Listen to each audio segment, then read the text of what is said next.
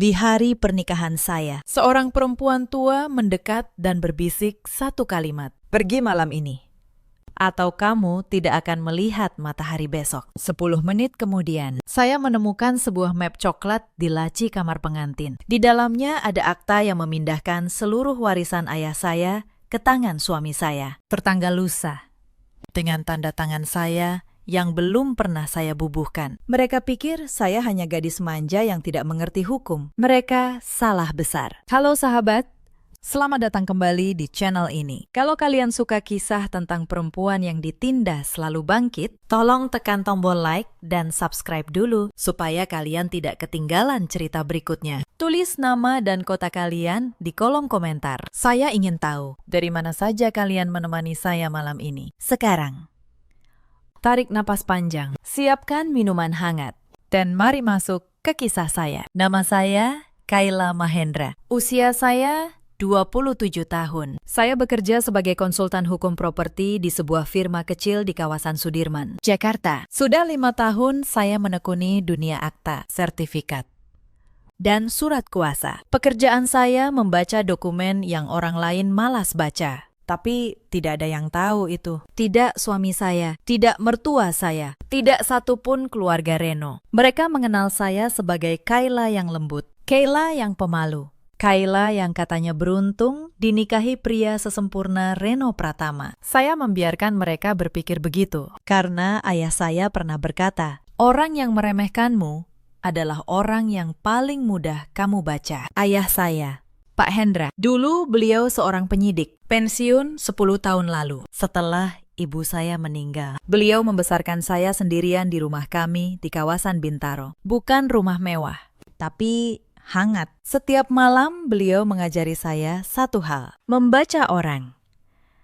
membaca dokumen, dan tidak pernah menandatangani apapun sebelum membaca 2 kali. Ayah juga yang mewariskan kepada saya 3 aset. Sebuah ruko di Kebayoran Baru, sebidang tanah di Cilandak, dan tabungan hasil kerja beliau seumur hidup. Total nilainya lebih dari 12 miliar rupiah. Itu bukan uang receh. Itu seluruh hidup ayah saya yang beliau titipkan kepada saya. Saya bertemu Reno 2 tahun lalu di sebuah seminar properti. Ia tampan, sopan, dan pandai bicara. Ia tahu kapan harus tersenyum, kapan harus diam.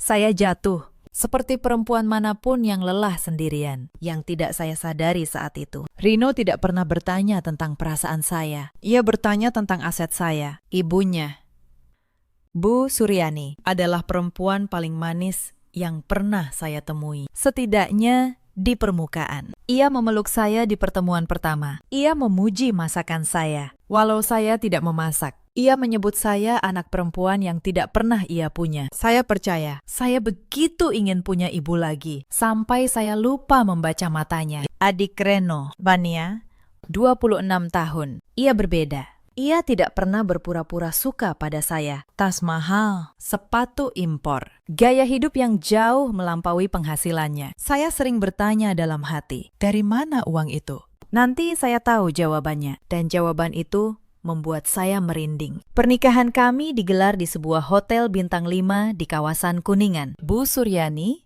yang mengatur semuanya. Dekorasi serba putih dan emas, tamu undangan 400 orang. Ia bilang, menantunya harus tampil seperti ratu. Saya ingat malam sebelum akad, ayah memegang tangan saya lama sekali. Beliau menatap saya dengan cara yang aneh. Bukan bahagia, lebih seperti waspada. Beliau berkata pelan, "Nak, kamu sudah baca semua surat yang mereka berikan?" Saya menjawab, "Sudah." "Ya, saya tidak menandatangani apapun yang aneh." Beliau mengangguk, tapi genggamannya tidak melonggar. Kalau ada yang terasa salah, sekecil apapun, telepon ayah, jam berapapun. Saya tertawa kecil waktu itu. Saya pikir ayah hanya terlalu khawatir, seperti semua ayah yang melepas anak perempuannya. Saya tidak tahu, naluri seorang mantan penyidik jarang sekali keliru. Akad nikah berjalan khidmat. Saat penghulu menyatakan, kami sah, seluruh ruangan bertepuk tangan. Reno mencium kening saya. Bu Suryani menangis bahagia. Atau begitulah yang terlihat. Ayah saya duduk di barisan depan, tersenyum tipis. Matanya tidak pernah lepas dari wajah Reno. Saya merasa menjadi perempuan paling beruntung di dunia. Perasaan itu bertahan tepat 40 menit. Setelah akad, kami pindah ke ruang resepsi. Saya sempat ke ruang rias untuk memperbaiki tata rias yang sedikit luntur. Di lorong sepi menuju ruang rias itulah semuanya bermula. Seorang perempuan tua berseragam petugas hotel berjalan cepat ke arah saya. Wajahnya tegang. Ia berpura-pura menabrak bahu saya, lalu menahan lengan saya dengan jari yang dingin. Ia berbisik tanpa menatap saya. Pergi malam ini, nak. Atau kamu tidak akan melihat matahari besok. Saya terkejut.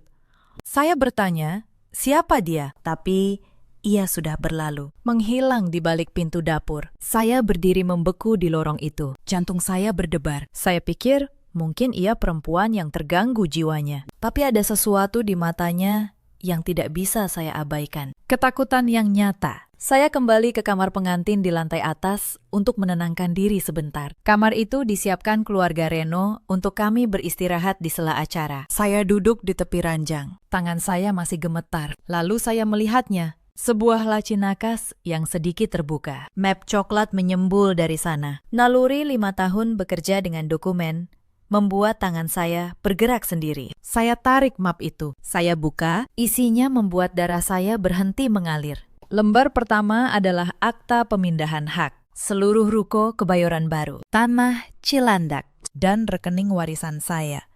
Dipindahkan ke atas nama Reno Pratama. Lembar kedua adalah surat kuasa penuh atas semua aset itu. Lembar ketiga adalah polis asuransi jiwa atas nama saya, dengan Reno sebagai penerima tunggal, senilai 5 miliar rupiah. Semua tertanggal lusa, 2 hari setelah pernikahan. Dan di setiap lembar ada tanda tangan saya. Tanda tangan yang tidak pernah saya bubuhkan seumur hidup saya. Saya mengenali pekerjaan ini. Saya melakukannya setiap hari. Tanda tangan itu dipalsukan. Rapi, tapi palsu. Goresan ekor huruf terakhir terlalu tegas. Saya tidak pernah menulis seperti itu. Tapi malam itu, di kamar pengantin yang wangi mawar, saya belum tahu seberapa dalam lubang yang sudah mereka gali untuk saya. Saya cepat memotret setiap lembar dengan ponsel saya. Lalu, saya kembalikan map itu persis seperti semula. Tangan saya dingin.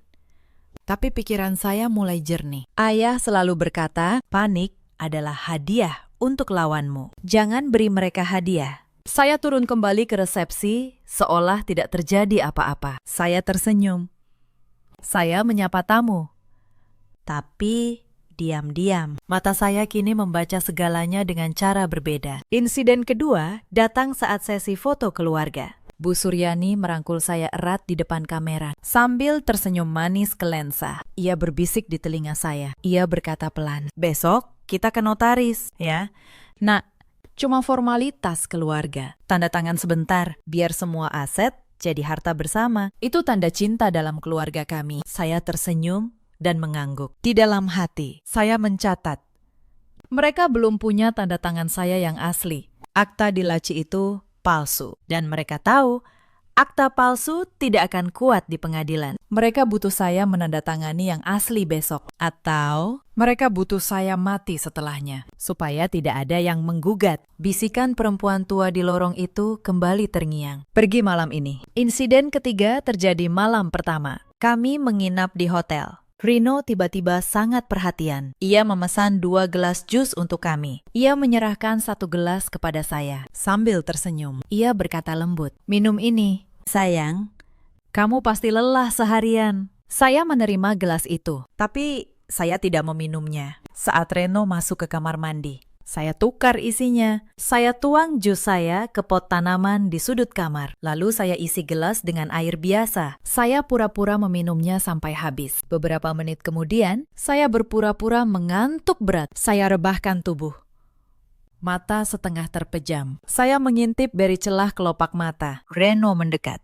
Ia menepuk pipi saya pelan, memastikan saya tidak sadar. Lalu ia mengangkat ponselnya dan menelpon seseorang. Saya mendengar suaranya berbisik. Bu, dia sudah pingsan. Obatnya bekerja. Besok pagi kita bawa ke notaris. Kita pegang tangannya buat tanda tangan. Setelah aset pindah, baru kita urus sisanya. Lalu ia diam sebentar, mendengarkan. Kemudian, ia berkata lagi, "Iya, Bu, sama seperti yang dulu. Tenang saja. Sama seperti yang dulu." 3 kata itu menusuk saya lebih dalam daripada apapun malam itu. Berarti saya bukan yang pertama. Ada perempuan lain sebelum saya. Dan bisikan perempuan tua di lorong itu tiba-tiba terasa jauh lebih masuk akal. Saya berbaring diam sepanjang malam. Mata saya terbuka di kegelapan. Saya tidak menangis. Saya berpikir. Saya menyusun rencana. Pagi harinya, saya berpura-pura masih lemas. Seolah obat itu memang bekerja. Rino tersenyum puas melihat saya pucat. Bu Suryani datang menjemput dengan mobil. Vania ikut. Sibuk dengan ponselnya di kursi belakang. Di mobil, saya pura-pura tertidur lagi. Vania berbisik kepada ibunya, mengira saya tidak mendengar. Ia berkata, "Bu, setelah aset Kayla cair, jatahku berapa? Aku sudah utang banyak ke butik." Bu Suryani menjawab pelan, "Sabar.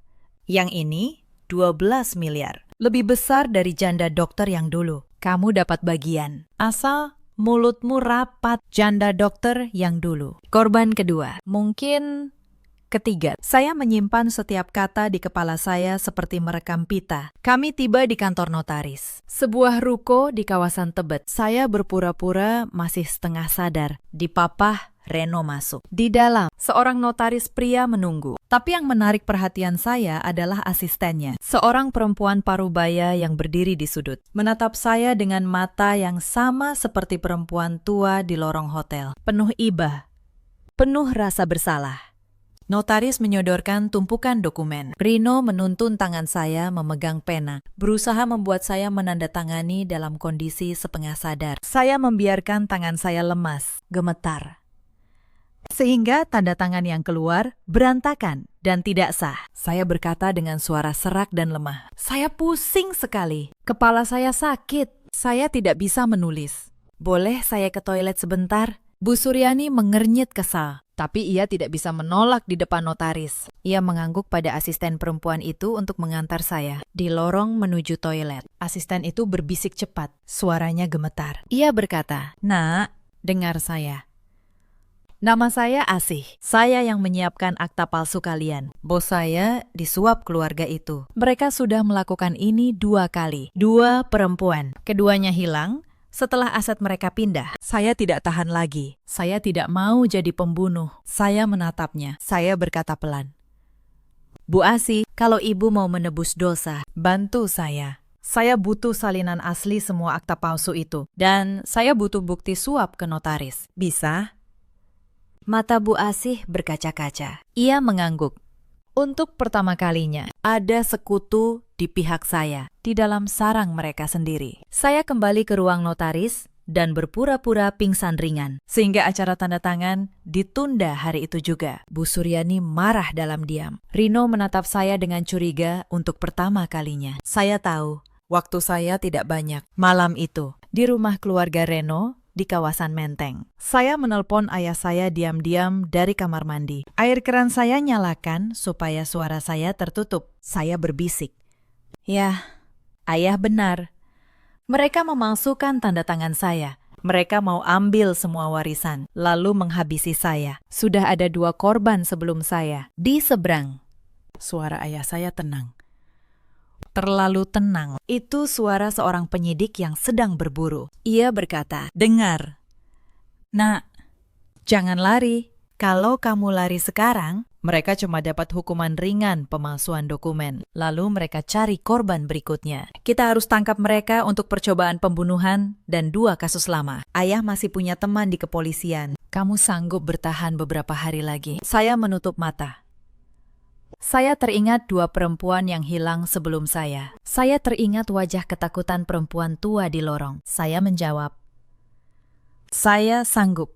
Ya, demi mereka juga. Beberapa hari berikutnya adalah pertunjukan paling berat dalam hidup saya. Saya harus tersenyum pada orang-orang yang ingin saya mati. Saya mencium pipi Reno setiap pagi. Saya membantu Bu Suryani memasak. Saya memuji tas baru Vania. Sementara di dalam, saya merakit jaring. Diam-diam, saya bekerja. Sebagai konsultan hukum properti, saya tahu satu hal yang tidak mereka duga. Aset warisan ayah saya tidak pernah benar-benar mudah dipindahkan. Ayah, dengan kebijaksanaan seorang mantan penyidik, telah mengikat ketiga aset itu dalam sebuah perjanjian khusus sejak lama. Aset itu hanya bisa berpindah dengan kehadiran saya secara sadar di hadapan notaris pilihan saya sendiri, Pak Wibowo, plus verifikasi biometrik. Akta manapun di luar itu otomatis tidak sah. Mereka tidak tahu itu. Mereka pikir warisan saya seperti warisan korban-korban sebelumnya, mudah dirampas oleh tanda tangan palsu. Mereka tidak pernah membaca siapa ayah saya. Saya menghubungi Pak Wibowo, notaris kepercayaan keluarga kami. Saya kirimkan foto semua akta palsu. Saya minta ia menyiapkan akta tandingan, akta yang asli dan sah, yang membuktikan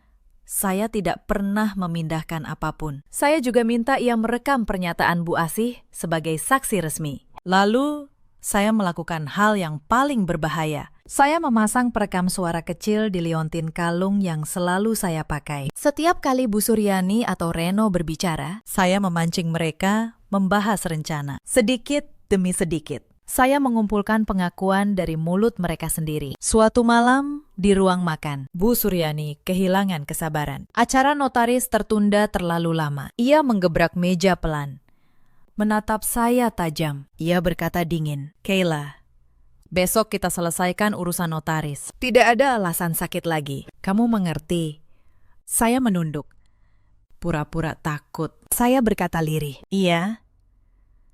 "Bu, maaf, saya hanya kurang sehat." Rino menambahkan, suaranya sudah kehilangan kelembutan palsunya. Ia berkata, "Setelah besok, semua jadi mudah. Kamu cuma perlu menurut seperti istri yang baik. Sisanya biar kami yang urus." Sisanya, saya tahu persis apa arti sisanya bagi mereka. Nasib yang sama dengan janda dokter dan satu perempuan lagi sebelumnya. Tapi malam itu, untuk pertama kalinya, saya tidak takut lagi. Karena di liontin saya, kalimat Reno barusan sudah terekam jelas. Dan besok, di kantor notaris mereka, saya tidak akan datang sebagai korban. Saya akan datang sebagai jaksa. Hari kedua di rumah keluarga Reno mengajari saya banyak hal yang tidak pernah ditulis di buku hukum. Saya belajar membaca mereka dari kebiasaan kecil. Bu Suryani selalu menelpon seseorang setiap pukul 9 malam di balkon, dengan suara ditahan. Rino menyimpan satu ponsel kedua di laci mejanya, yang selalu ia kunci. Vanya, kapanpun ada tamu, akan berdandan berlebihan, seolah hidupnya bergantung pada penampilan. Saya mencatat semua itu, bukan karena penasaran, tapi karena setiap kebiasaan adalah celah, dan setiap celah adalah pintu. Suatu sore, saya sengaja menawarkan diri membersihkan ruang kerja Reno. Saya bilang ingin menjadi istri yang baik. Bu Suryani memuji saya di depan semua orang, menyebut saya menantu idaman. Reno tersenyum bangga. Mereka membiarkan saya masuk ke ruang yang seharusnya tidak boleh saya masuki. Di sana, sambil pura-pura mengelap debu, saya menemukan sesuatu. Sebuah buku catatan kecil, terselip di balik buku-buku tebal di rak. Saya membukanya cepat. Isinya membuat tangan saya dingin lagi. Di halaman-halaman itu, tertulis nama-nama. 3 nama perempuan. Di sebelah 2 nama pertama, ada tanggal, jumlah uang, dan satu kata yang ditulis dengan tinta merah. Selesai. Di sebelah nama ketiga, nama saya, Kayla. Tanggalnya masih kosong. Jumlahnya tertulis 12 miliar. Saya memotret setiap halaman. Saya kembalikan buku itu persis seperti semula. Lalu, saya keluar dari ruangan dengan senyum, membawa lap dan ember. Persis menantu rajin yang mereka inginkan. Tidak ada yang tahu bahwa di ponsel saya kini tersimpan daftar korban dengan tulisan tangan pelakunya sendiri. Malam itu, saya hampir tidak bisa tidur. 2 nama dengan tinta merah itu terus terbayang. 2 perempuan yang pernah tidur di ranjang yang sama dengan saya. 2 perempuan yang pernah percaya pada senyum Reno. Saya berjanji dalam hati, nama saya tidak akan pernah ditulisi tinta merah. Keesokan harinya, ujian datang lebih cepat dari dugaan. Bu Suryani mengajak saya berbelanja, katanya untuk mempererat hubungan ibu dan menantu. Tapi saya tahu. Ia ingin mengawasi saya. Sepanjang hari ia memperhatikan setiap gerakan saya. Setiap kali ponsel saya berbunyi. Di sebuah kafe mahal, ia memesan 2 cangkir kopi. Saat saya ke toilet, saya curiga ia akan melakukan sesuatu pada minuman saya. Benar saja. Ketika kembali, posisi cangkir saya sedikit berubah. Saya pura-pura meminumnya, lalu diam-diam menukar cangkir saat ia sibuk memanggil pelayan. Beberapa saat kemudian, Bu Suryani sendiri yang menjadi pucat dan mengantuk. Ia tidak mengerti kenapa. Saya berpura-pura khawatir, mengantarnya pulang dengan penuh perhatian. Di mobil, ia menatap saya dengan tatapan aneh, setengah curiga, setengah bingung. Saya hanya tersenyum lembut. Saya berkata, "Ibu pasti kelelahan. Istirahat saja, biar saya yang urus semua di rumah." Ia mengangguk lemah. Hari itu, untuk pertama kalinya, pemangsa merasakan sedikit racunnya sendiri, tanpa pernah tahu. Hubungan saya dengan Bu Asih, asisten notaris itu, juga semakin dalam. Kami bertemu diam-diam 2 kali, di sebuah masjid kecil dekat pasar, tempat yang tidak akan pernah dicurigai. Setiap pertemuan, ia membawa 1 potong bukti. Salinan akta palsu korban pertama, bukti transfer suap, dan yang paling penting, alamat keluarga janda dokter, korban kedua, yang ternyata masih mencari keadilan. Dari Bu Asih, saya tahu bahwa keluarga Reno bukan keluarga biasa. Mereka sudah lama hidup dari merampas harta menantu. Bu Suryani adalah otaknya, Rino adalah umpannya. Pria tampan yang ditugaskan memikat perempuan kaya yang kesepian. Fania adalah mulut yang harus dibungkam dengan barang mewah. Mereka adalah keluarga pemangsa. Dan saya, di mata mereka, hanyalah mangsa berikutnya yang paling gemuk. Tapi Bu Asih juga memberi saya peringatan. Ia berkata, "Hati-hati, nak. 2 korban sebelumnya juga pintar, tapi mereka terburu-buru. Mereka melawan terlalu cepat sebelum buktinya kuat. Itu yang membuat mereka hilang. Jangan ulangi kesalahan itu." Saya mengingat nasihat itu baik-baik. Saya menahan diri, walau setiap hari rasanya seperti tidur di sarang ular. Saya terus tersenyum, terus melayani, terus mengumpulkan. Karena saya tahu kemenangan bukan milik yang paling marah, melainkan milik yang paling sabar. Suatu malam, saya nyaris tertangkap. Rino pulang lebih awal dan memergoki saya sedang menelpon. Saya cepat mengubah nada bicara, seolah sedang memesan kue untuk ulang tahun ibunya. Reno terdiam di pintu, menatap saya lama. Lalu, ia tersenyum. Percaya. Ia bahkan memeluk saya, memuji betapa perhatiannya saya pada ibunya. Saya membalas pelukan itu, sambil di belakang punggungnya. Saya menutup telepon yang sebenarnya tersambung ke ayah saya. Ayah mendengar semuanya, termasuk kalimat Reno yang penuh kasih palsu. Malam itu, di seberang telepon, ayah saya berkata satu hal yang membuat saya kuat sampai akhir. Beliau berkata, "Nak, orang seperti mereka selalu kalah pada satu hal. Mereka pikir cinta bisa dipalsukan selamanya, tapi kepalsuan selalu retak. Kamu cuma perlu sabar menunggu retakan itu, lalu menekannya." Sebelum saya lanjutkan, izinkan saya mundur sedikit. Karena untuk mengerti betapa dalam jebakan ini, kalian perlu tahu bagaimana saya bisa masuk ke dalamnya. Masa pacaran saya dengan Reno terasa sempurna. Terlalu sempurna kalau saya jujur pada diri sendiri sekarang. Ia selalu tahu apa yang saya butuhkan sebelum saya memintanya. Saat saya lembur, ia mengirim makanan. Saat saya sedih merindukan ibu, ia mendengarkan berjam-jam. Saya pikir saya menemukan pria yang benar-benar memahami saya. Saya tidak sadar memahami seseorang adalah senjata. Bila yang memahami punya niat jahat. Reno tidak mempelajari saya karena cinta. Ia mempelajari saya seperti seorang pemburu mempelajari mangsanya. Ia tahu kelemahan saya, kesepian seorang anak yang dibesarkan tanpa ibu, dan ia memanfaatkannya dengan sempurna. Ada satu tanda yang seharusnya saya baca lebih awal. Suatu hari, di awal hubungan, Reno bertanya dengan nada santai tentang warisan ayah saya. Berapa nilainya? Di mana asetnya? Apakah sudah atas nama saya? Saya menjawab apa adanya. karena saya percaya padanya. Saya tidak tahu. Setiap jawaban saya sedang dicatat di buku merah itu. Fania pernah, dalam satu momen tidak sengaja, hampir membongkar semuanya. Di sebuah makan malam keluarga sebelum pernikahan, ia berkata sambil tertawa, "Kak Kayla beruntung banget. Aset kakak bakal aman di tangan keluarga kami." Bu Suryani langsung menyikut Fania dan tertawa mengalihkan pembicaraan. Saya saat itu hanya tersenyum, tidak mengerti. Sekarang, kalimat itu terdengar seperti lonceng peringatan yang saya abaikan. Retakan pertama dalam hubungan kami muncul 3 minggu sebelum pernikahan. Rino mulai mendesak agar saya memindahkan aset menjadi atas nama bersama sebelum akad.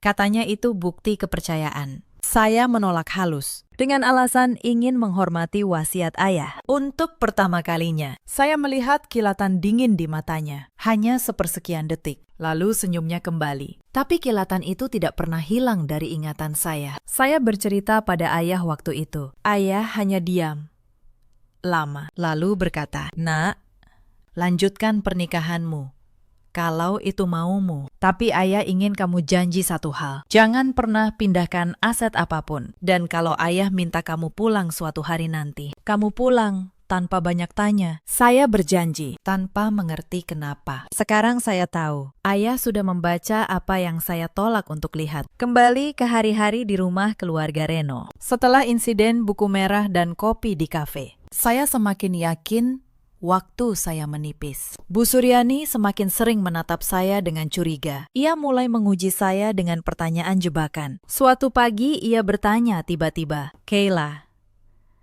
kamu kerja di bidang apa dulu sebelum menikah?" Rino bilang, "Kamu cuma admin biasa, ya." Saya menelan ludah. Inilah ujian terbesar. Kalau saya mengaku konsultan hukum, seluruh sandiwara saya runtuh. Saya menjawab dengan suara polos, "Iya, Bu. Cuma admin di kantor kecil. Pekerjaan saya mengetik dan menyusun arsip. Saya tidak pandai hal rumit." Bu Suryani tersenyum puas. Ia percaya, karena ia ingin percaya bahwa mangsanya bodoh.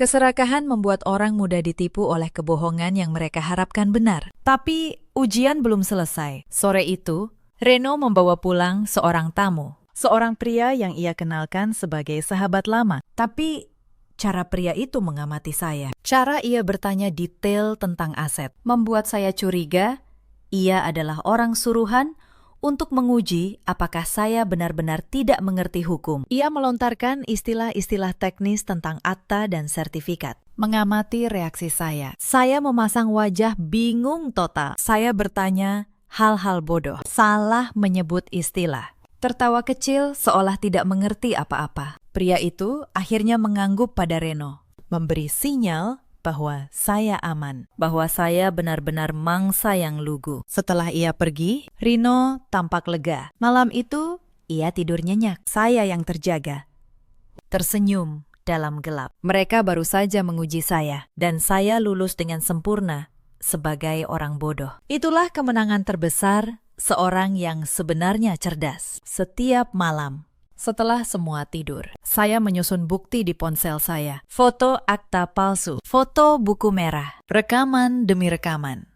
Saya mengaturnya dalam folder, memberi label, menyiapkannya seperti saya menyiapkan berkas perkara di kantor. Karena itulah yang sebenarnya saya lakukan. Saya sedang membangun perkara terbesar dalam hidup saya, perkara untuk menyelamatkan nyawa saya sendiri, dan menuntut keadilan bagi 2 perempuan yang tidak sempat melawan. 3 hari sebelum hari penentuan, mereka mengubah strategi. Rupanya, keterlambatan urusan notaris membuat Bu Suryani gelisah. Ia memutuskan untuk mempercepat segalanya, dan caranya membuat saya hampir tidak bisa menahan diri. Pagi itu, ia mengumpulkan keluarga di ruang tamu. Ia mengumumkan dengan suara penuh haru bahwa ia ingin mengadakan syukuran kecil untuk menyambut menantu baru. Ia mengundang beberapa kerabat, tapi diam-diam. Saya tahu syukuran itu hanyalah kedok, karena malam sebelumnya, dari balkon, saya mendengar ia menelpon notaris, meminta semua dokumen disiapkan untuk ditandatangani saat acara. Di tengah keramaian,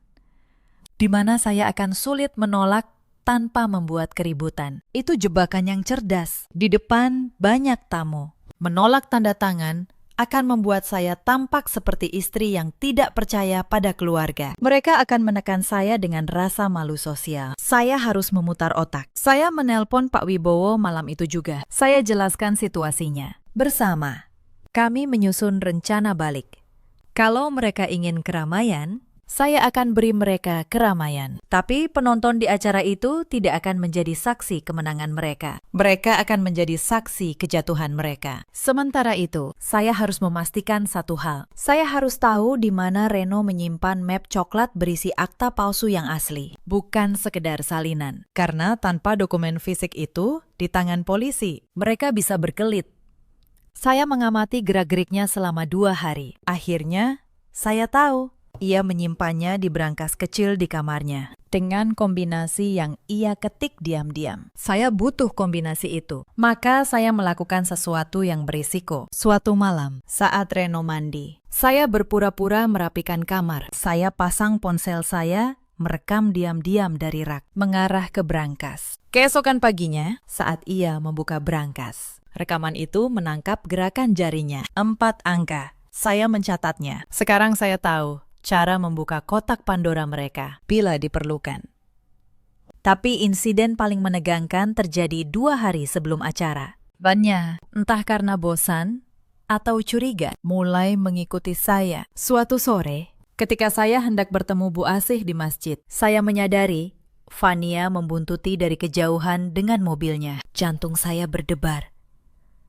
Kalau ia melihat saya bersama Bu Asih, semuanya hancur. Saya berpikir cepat. Saya tidak ke masjid. Saya malah masuk ke sebuah butik mahal di dekat sana. Saya menelpon Vania. Pura-pura riang. Saya berkata, "Van, kebetulan banget kamu lagi di mana? Aku lagi di butik. Mau beliin kamu sesuatu. Nih, kakak ipar baik kan? Kesini." Dong.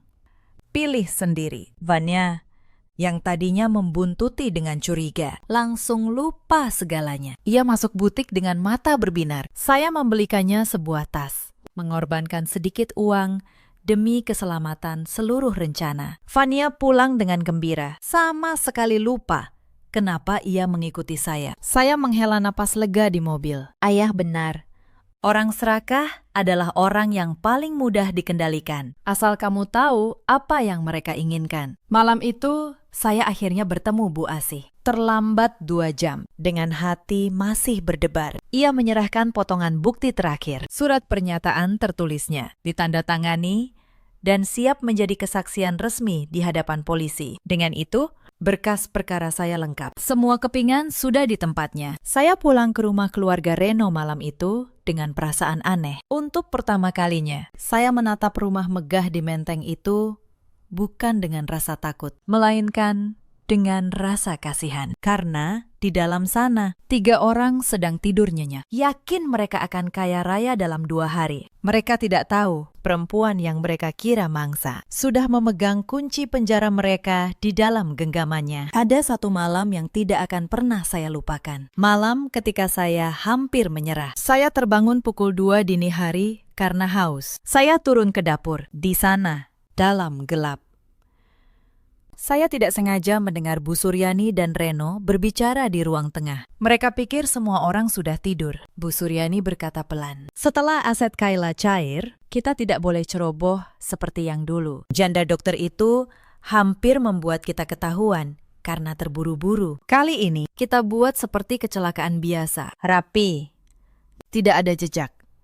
Reno menjawab, "Iya, Bu, tenang, aku sudah cari tahu. Rute pulang dari notaris itu ada turunan tajam. Kalau remnya bermasalah di sana, tidak akan ada yang curiga." Saya berdiri membeku di balik dinding dapur. Tangan saya menutup mulut sendiri agar tidak bersuara. Mereka sudah merencanakan cara saya mati. Sebuah kecelakaan mobil. Sama seperti yang mereka lakukan pada perempuan-perempuan sebelumnya. Saya kembali ke kamar dengan langkah gemetar. Malam itu saya menangis tanpa suara. Bantal saya basah. Untuk sesaat, ketakutan hampir mengalahkan saya. Saya ingin lari, Saya ingin menelpon ayah dan minta dijemput saat itu juga. Tapi lalu saya teringat dua nama dengan tinta merah di buku itu. Saya teringat wajah perempuan tua di lorong. Saya teringat keluarga janda dokter yang masih mencari keadilan. Kalau saya lari sekarang, mereka akan lolos dan mencari mangsa berikutnya. Akan ada perempuan keempat. Lalu kelima.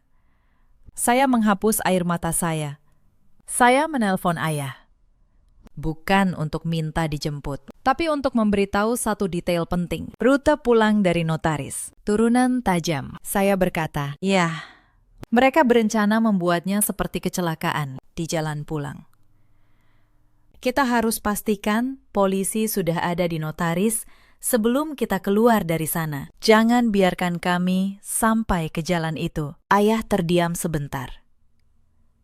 Lalu suaranya bergetar. Bukan karena takut, tapi karena bangga bercampur haru. Beliau berkata, "Nak, ayah sudah tangani ratusan penjahat seumur hidup ayah. Tapi ayah belum pernah melihat keberanian seperti yang kamu tunjukkan sekarang. Kamu pulang dengan selamat. Ayah janji. Dan mereka, ayah pastikan, tidak akan pernah menyakiti perempuan lain lagi." Malam itu mengubah saya. Ketakutan tidak hilang, tapi ia tidak lagi memerintah saya. Saya belajar bahwa keberanian bukanlah ketiadaan rasa takut. Keberanian adalah memilih untuk tetap melangkah. Justru ketika seluruh tubuhmu berkata berhenti. Malam sebelum hari penentuan, terjadi insiden yang hampir menghancurkan semua rencana saya. Fania masuk ke kamar saya tanpa mengetuk. Ia melihat saya sedang menyimpan ponsel buru-buru. Matanya menyipit.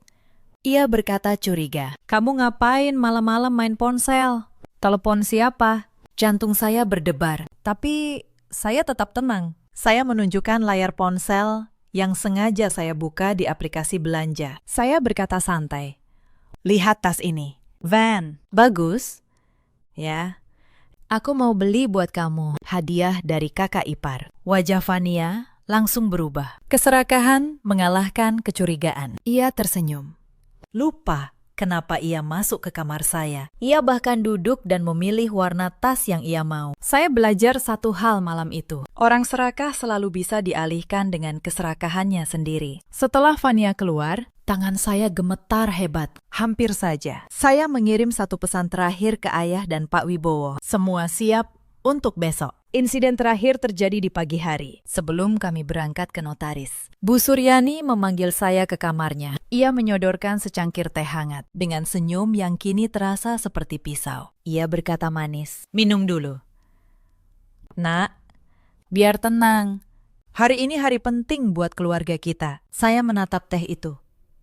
Saya tahu apa isinya. Saya menerima cangkir itu dengan kedua tangan. Berterima kasih. Lalu pura-pura tersedak batuk. Dalam kepura-puraan itu, saya menumpahkan teh ke karpet, seolah tidak sengaja. Saya meminta maaf berkali-kali, tampak panik dan ceroboh. Persis menantu lugu yang mereka kira. Bu Suryani menahan amarahnya. Ia berkata sambil tersenyum kaku, "Tidak apa-apa, nanti minum lagi di jalan." Saya mengangguk patuh.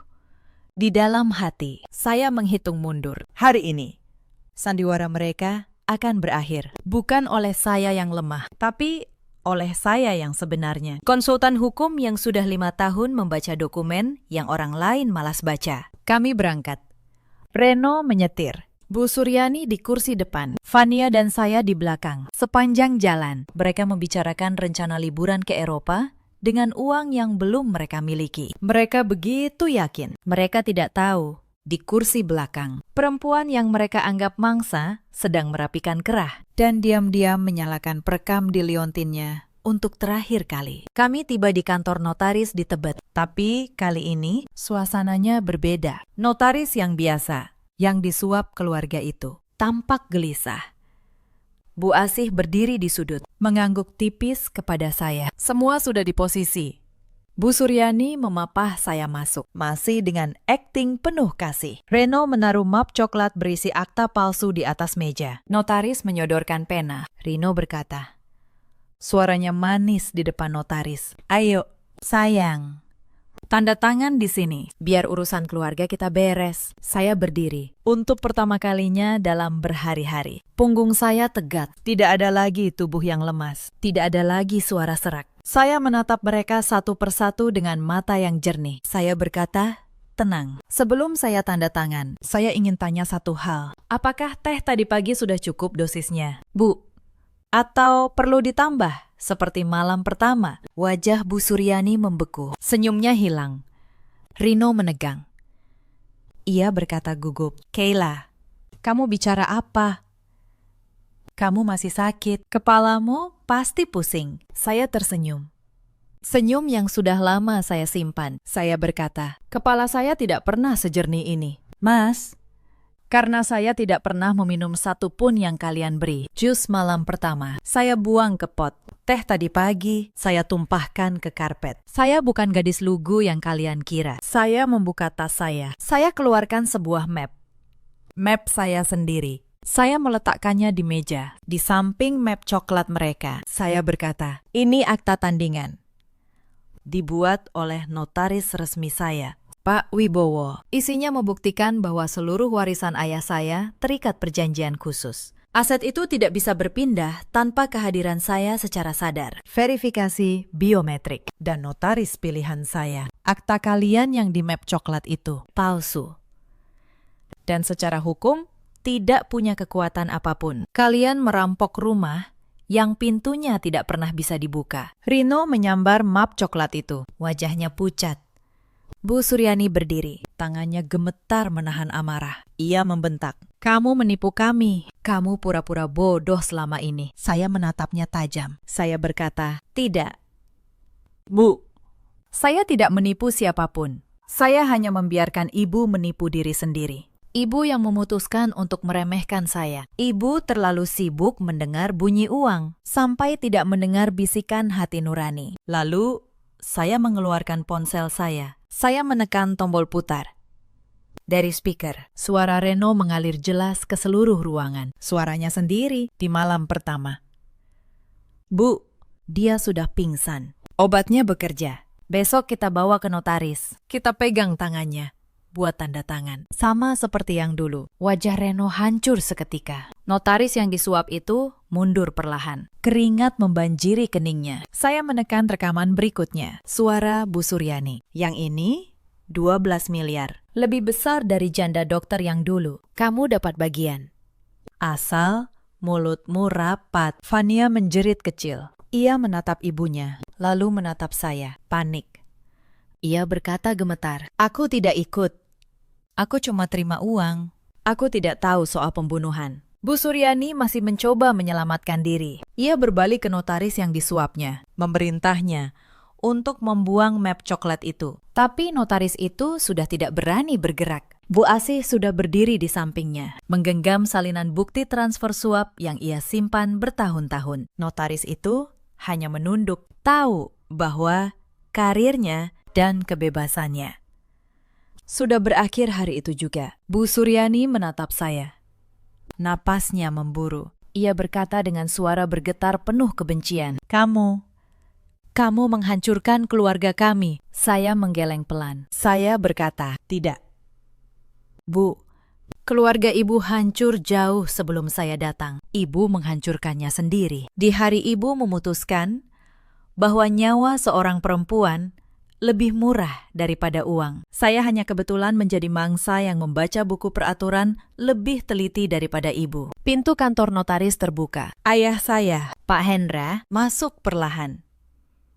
Di belakangnya, 4 orang polisi berseragam lengkap. Dipimpin seorang perwira yang dulu pernah jadi anak buah ayah saya. Bu Asih berjalan maju, menyerahkan map tebal kepada polisi. Salinan asli, semua akta palsu, bukti suap ke notaris, dan rekaman pengakuannya sendiri sebagai saksi. Ayah saya berhenti di depan Reno. Beliau menatapnya lama. Suaranya tenang, tapi dingin seperti baja. Beliau berkata, 30 tahun saya jadi penyidik. Saya sudah cium bau busukmu sejak jabat tangan pertama. Saya cuma menunggu kamu menggali kuburmu sendiri. Dan kamu menggalinya dalam-dalam. Polisi mulai bergerak, tapi Bu Suryani belum menyerah. Ia melihat celah saat perhatian semua orang tertuju pada Reno. Ia menyambar map coklat di meja, berlari ke arah pintu belakang, berharap bisa kabur dan memusnahkan bukti. Namun langkahnya terhenti di ambang pintu. Seseorang berdiri di sana. Perempuan tua dari lorong hotel.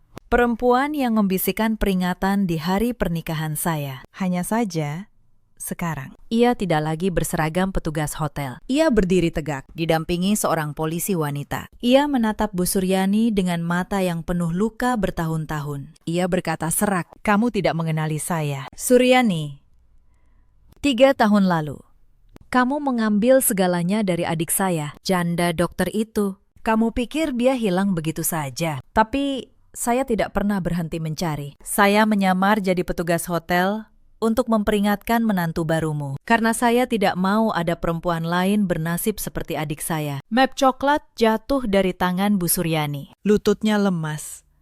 Untuk pertama kalinya, perempuan yang selalu mengendalikan semua orang itu tidak punya kendali atas apapun. Polisi memborgol Reno terlebih dahulu. Ia meronta, berteriak bahwa ia tidak bersalah, bahwa semua ini jebakan. Tapi suaranya sendiri di rekaman sudah menjadi saksi yang paling memberatkan. Lalu polisi meringkus Bu Suryani, yang kini menunduk pasrah. Semua topeng manisnya runtuh. Fania diamankan sebagai saksi yang terlibat. Menangis terseduh. Menyesali setiap rupiah yang ia terima. Notaris yang menerima suap juga ditahan. Bukti transfer dari rekening keluarga Reno ke rekeningnya yang disimpan Bu Asih sudah lebih dari cukup. Saat Reno digiring melewati saya, ia menoleh.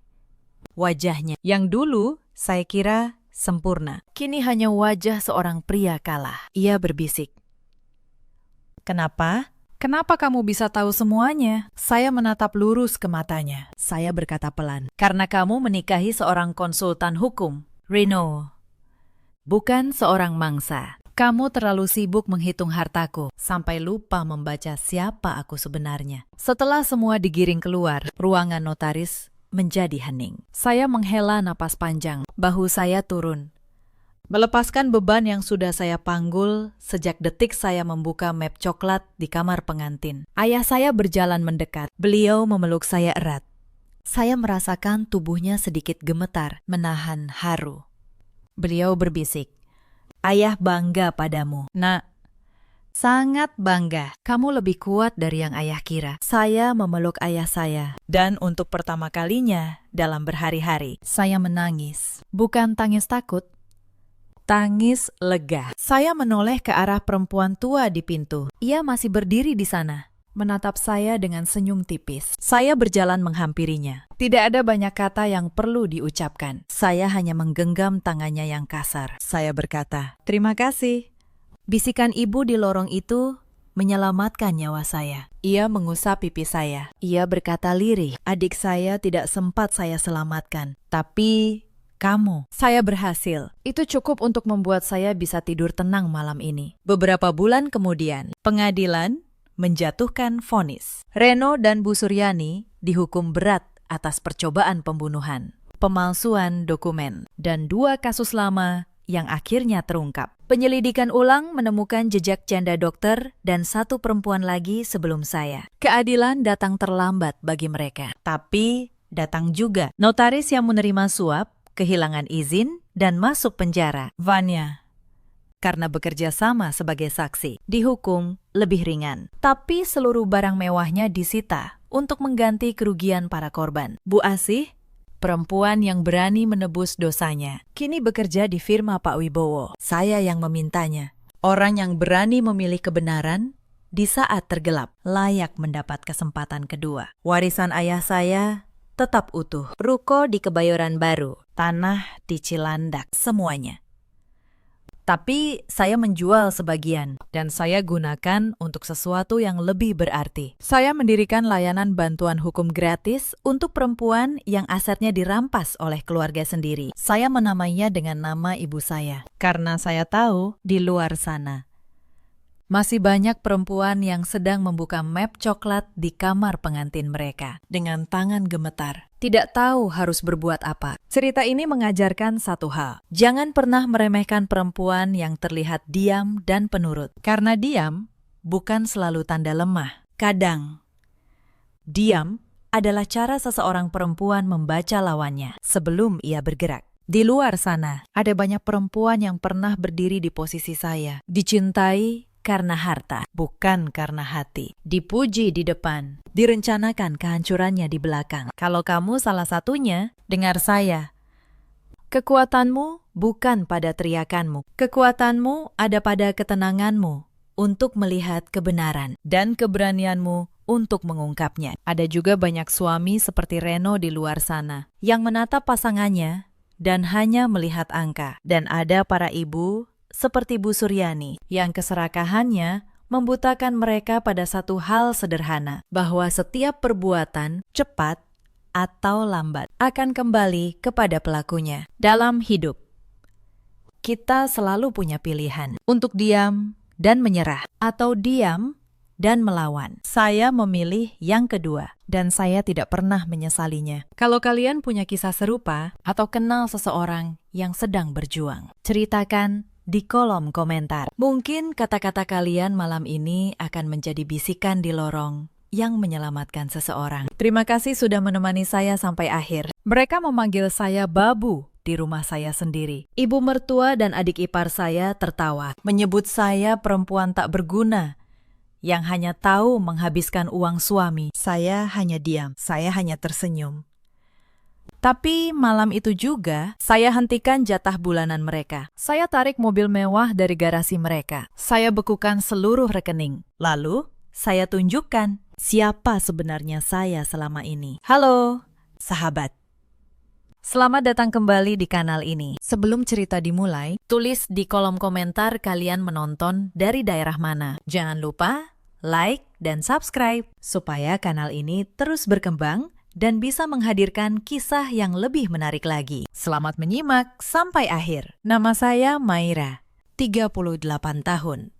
Di rumah, saya dipanggil Maira. Bagi mertua dan ipar, panggilan itu bukan tanda hormat, itu cara mereka mengecilkan saya. Seolah saya hanya perempuan dapur yang tidak punya nama besar. Saya tinggal di sebuah rumah luas di kawasan Pondok Indah. Rumah dengan halaman lebar, lantai marmer, dan ruang kerja terkunci di lantai 2. Di mata keluarga suami saya, rumah ini milik anak laki-laki kebanggaan mereka, milik Lukman. Mereka tidak pernah tahu yang sebenarnya. Sudah 7 tahun saya menjadi istri Lukman. 7 tahun pula saya memainkan satu peran yang sangat melelahkan. Peran sebagai istri lemah yang bergantung pada suami. Peran yang saya pilih sendiri demi satu alasan yang dulu saya kira mulia. Sore itu langit Pondok Indah mendung tipis. Saya menata cangkir porselen di meja ruang tamu. Aroma teh melati yang baru saya seduh menguar memenuhi ruangan depan yang luas. Hari ini ibu mertua saya, Bu Broto, datang berkunjung. Ia membawa serta adik ipar saya, Galuh.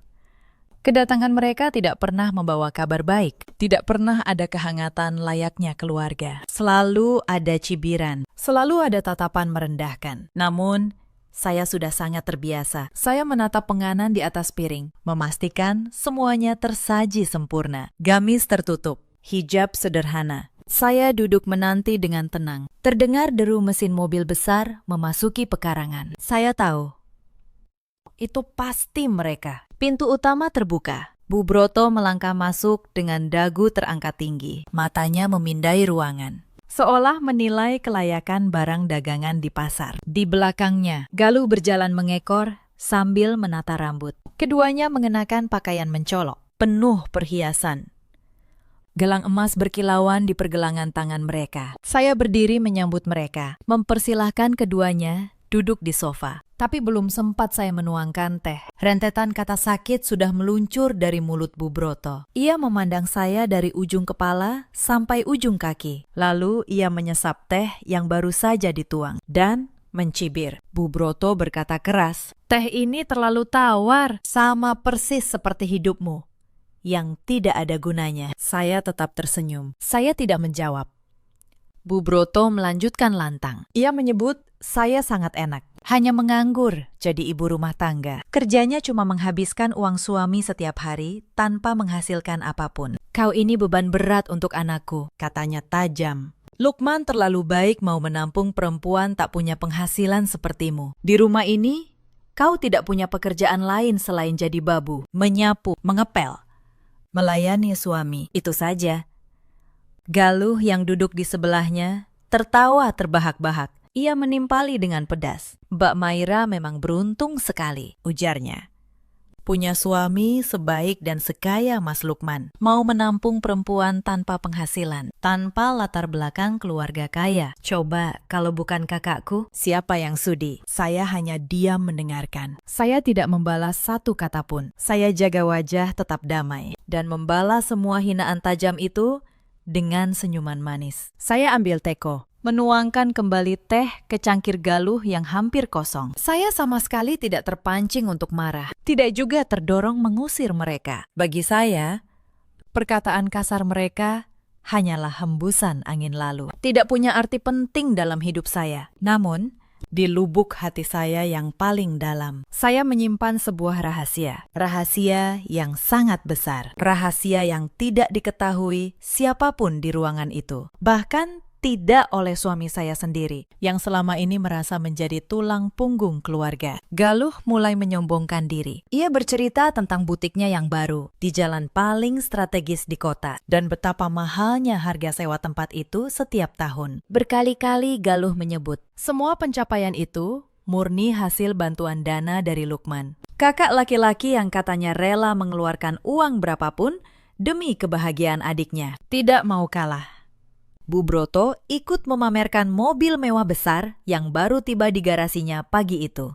Katanya, mobil itu hadiah kejutan dari Lukman untuk ibunda tercinta. Anakku itu pemimpin perusahaan sukses, kata Bu Broto dengan dada membusung. Dia bisa membeli apa saja di dunia ini. Beda sekali dengan menantuku yang cuma bisa duduk diam di rumah, menunggu uang bulanan saat mereka sibuk menyombongkan harta. Saya tahu satu hal yang mereka tidak tahu. Semua kesuksesan Lukman yang mereka banggakan itu adalah kebohongan besar. Kebohongan yang saya ciptakan sendiri. Lukman sama sekali tidak punya uang sebanyak itu. Tidak untuk membeli semua kemewahan yang dibanggakan keluarganya. Lukman, kenyataannya, hanyalah pemimpin pajangan di sebuah perusahaan bernama Rasaksa. Dan perusahaan itu sepenuhnya milik saya. Saya yang membangun Rasaksa dari bawah dengan tangan saya sendiri. Memakan waktu bertahun-tahun, jauh sebelum saya mengenal dan menikahi Lukman. Dulu, demi menjaga martabat suami di depan keluarganya yang gila hormat, saya tempatkan Lukman di kursi pemimpin tertinggi. Saya beri dia gaji besar, sementara saya memegang kendali penuh atas semua keputusan dari balik layar. Saya ingat jelas saat tangan saya sendiri menandatangani lembar cek bernilai miliaran rupiah untuk membeli mobil mewah yang kini dibanggakan Bu Broto itu. Saya juga ingat saat saya menyuruh asisten mengurus pembelian tanah dan bangunan tempat butik Galuh kini berdiri. Semua aset berharga itu sah, berada di bawah kendali penuh saya. Dulu, Lukman memohon agar dibelikan barang-barang mewah, supaya ibu dan adiknya senang dan berhenti menuntut. Saya menyetujuinya, semata demi ketenangan rumah tangga. Tapi melihat sikap mertua dan ipar yang makin tidak tahu diri, makin tidak tahu terima kasih. Dan justru makin gencar merendahkan saya. Kesabaran panjang saya akhirnya mencapai batas. Hari ini, batas itu pecah. 2 jam berlalu, dipenuhi hinaan beruntun dan pamer harta. Akhirnya mereka merasa puas dan memutuskan pulang.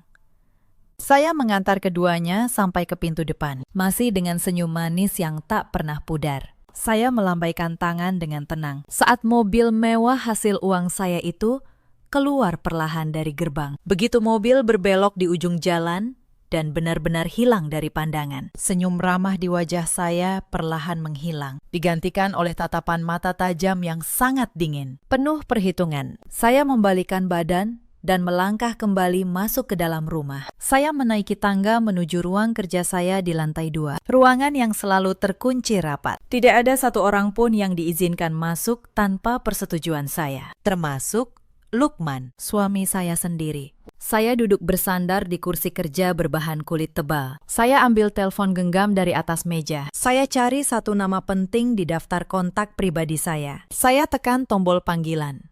Nada sambung berbunyi beberapa kali sebelum seorang pria menjawab. Dia asisten pribadi kepercayaan saya. Tangan kanan yang selama ini mengurus seluruh dokumen dan keuangan rahasia milik saya. Saya memberikan perintah dengan suara yang sangat tenang. Namun, di balik ketenangan itu, ada ancaman yang tidak bisa ditawar. Saya minta dia mulai bergerak. Laksanakan semua malam itu juga, tanpa menunda waktu sedetik pun. Saya perintahkan semua fasilitas kemewahan yang selama ini dinikmati cuma-cuma oleh Bu Broto dan Galuh dicabut.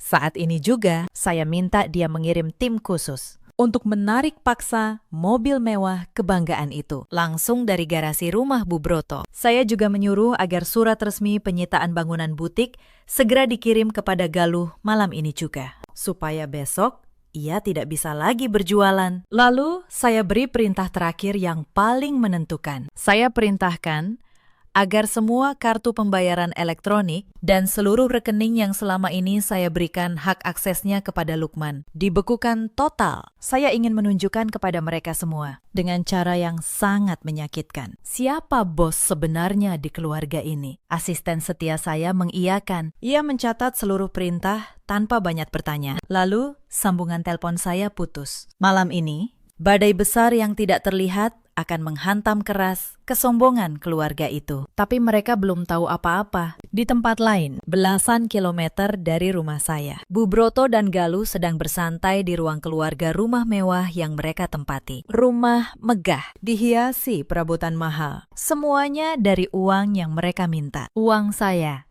Keduanya bersandar di sofa, menikmati camilan. Masih membicarakan pertemuan tadi sore. Bu Broto tertawa keras. Mengingat bagaimana saya hanya diam dan tersenyum saat ia menghina habis-habisan di rumah saya sendiri. Ia merasa berhasil menginjak martabat menantunya. Galuh ikut menimpali. Mbak Maira memang tidak punya harga diri, Bu, katanya. Pantasnya jadi pelayan rendah di keluarga kita. Mereka merasa hidup mereka sempurna. Lukman selalu menuruti kemauan mereka tanpa pernah menolak. Bu Broto bangga, yakin telah membesarkan anak laki-laki yang jadi pengusaha hebat. Sementara Galuh yakin bisa terus hidup mewah dan pamer kepada teman-temannya tanpa bekerja keras. Mereka bahkan mulai membahas rencana liburan ke luar negeri bulan depan dan barang bermerek apa yang akan mereka borong nanti. Tidak ada sedikit pun rasa syukur di hati mereka atas kelimpahan yang didapat cuma-cuma. Mereka menganggap semua kemewahan itu hak mutlak yang harus dipenuhi Lukman seumur hidup. Tapi malam itu, mereka tidak tahu apa yang sudah saya siapkan. Tiba-tiba, saat mereka tertawa merencanakan liburan, lampu padam. Seluruh rumah gelap serentak. Gelap gulita menyelimuti ruangan yang tadinya terang. Dengung pendingin ruangan berhenti. Layar televisi ikut mati. Bu Broto terkejut bukan main. Ia berteriak memanggil pembantu, menyuruh mengecek aliran listrik. Galuh panik.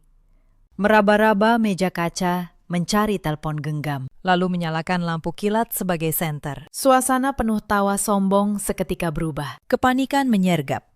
Pembantu mereka datang tergopoh-gopoh membawa lilin kecil. Ia melapor, meteran listrik diputus petugas. Padahal tagihan bulan ini sudah dibayar lunas oleh kantor Lukman. Seperti biasa, belum sempat Bu Broto meluapkan amarahnya. Terdengar keributan dari arah halaman, deru mesin kendaraan besar, dan suara banyak orang berjalan. Keduanya bergegas ke jendela depan, mengintip cemas dari balik tirai. Di bawah cahaya lampu jalan yang remang-remang, mereka melihat sebuah truk derek berukuran besar. Truk itu parkir tepat di depan gerbang. Beberapa pria berbadan tegap, mengenakan seragam gelap, sedang sibuk memasang rantai tebal ke roda mobil mewah kebanggaan Bu Broto. Bu Broto panik kepalang dan histeris. Ia berlari keluar rumah, menerjang kegelapan. Galuh mengikuti dari belakang, ikut ketakutan.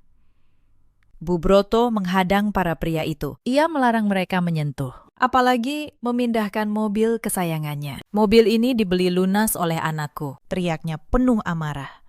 Kalian tidak punya hak menyentuhnya. Pergi sana. Salah satu pria yang tampaknya komandan kelompok itu melangkah maju. Ia menyodorkan sebuah dokumen resmi bermaterai ke hadapan wajah Bu Broto. Pria itu menjelaskan dengan nada datar dan tegas. Mereka mendapat perintah langsung dari pemilik sah kendaraan untuk menarik mobil ini malam itu juga, tanpa kompromi.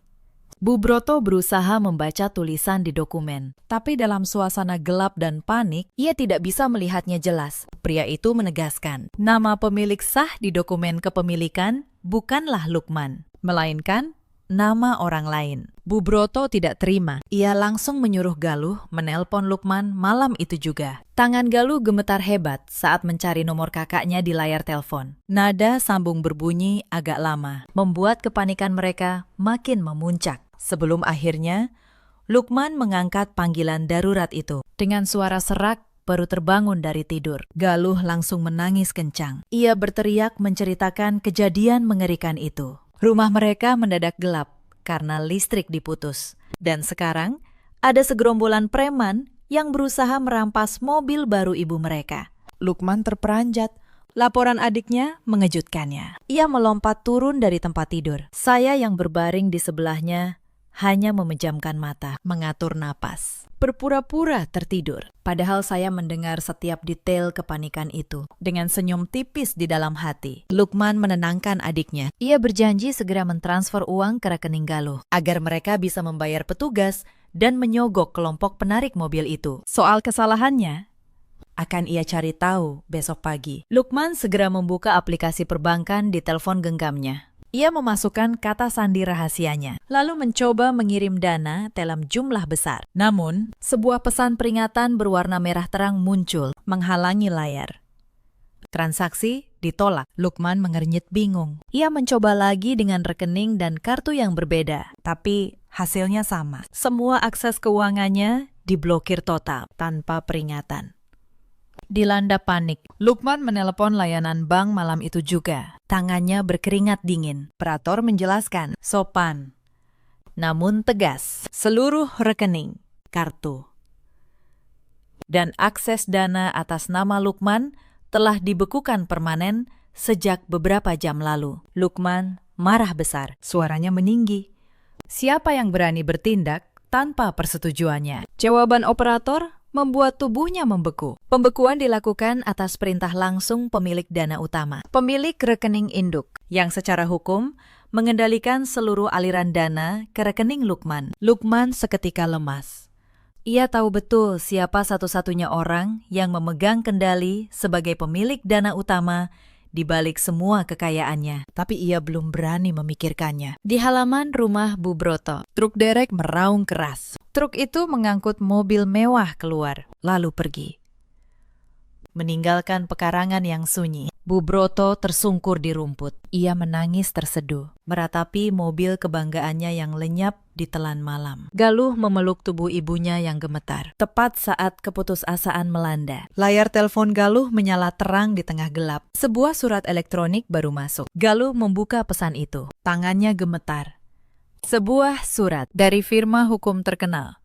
Isinya pemberitahuan penyitaan aset dan penghentian paksa sewa bangunan komersial. Bangunan yang selama ini ia banggakan sebagai butik mewahnya. Dokumen hukum itu menyatakan dengan jelas, hak guna bangunan telah dicabut sepihak oleh pemilik sah, tanpa pesangon. Galuh diberi batas waktu kurang dari 24 jam untuk mengosongkan seluruh isi butiknya. Jika lewat, semua barang dagangan akan dibuang oleh pihak berwenang. Galuh membaca nama pemilik sah yang tercetak tebal di bawah surat.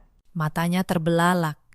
Jantungnya seakan berhenti saat mengenali nama itu. Ia menjatuhkan teleponnya. Kakinya tidak kuat lagi menopang tubuhnya. Galuh jatuh terduduk lemas di ubin teras yang dingin. Ia menyadari dengan rasa takut yang luar biasa bahwa malam petaka yang menghancurkan hidupnya ini baru saja dimulai. Matahari pagi baru menyembul dari ufuk timur, membawa sinar hangat. Namun, suasana cerah itu sama sekali tidak terasa oleh Bu Broto dan Galuh. Keduanya tidak bisa memejamkan mata walau sedetik sepanjang malam. Mereka duduk terdiam, menggigil kedinginan di ruang tamu yang gelap setelah listrik diputus. Marah, takut, dan tidak terima bercampur di dada Bu Broto. Ia bangkit.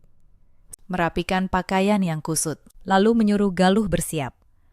Karena mobil sudah ditarik, mereka terpaksa memesan taksi daring lewat telepon Galuh yang baterainya hampir habis. Sepanjang jalan menembus macet, Bu Broto menggerutu lantang. Ia menyalahkan saya atas semua penderitaan pagi itu. Ia yakin menantunya yang pendiam telah merancang tipu muslihat untuk menguras dan menyembunyikan isi rekening keluarga. Taksi daring itu akhirnya berhenti tepat di depan gerbang besi rumah saya. Bu Broto turun dengan langkah kaki yang dihentakkan keras ke tanah sebagai bentuk pelampiasan amarahnya. Ia mendorong pintu gerbang yang kebetulan tidak terkunci rapat, lalu berjalan cepat melintasi halaman depan yang luas. Galuh mengikuti dari belakang, menggenggam teleponnya yang layarnya sudah retak. Sesampainya di pintu utama kayu jati, Bu Broto tidak menekan bel. Ia langsung menggedor daun pintu dengan kepalan tangannya, sekuat tenaga, berulang kali.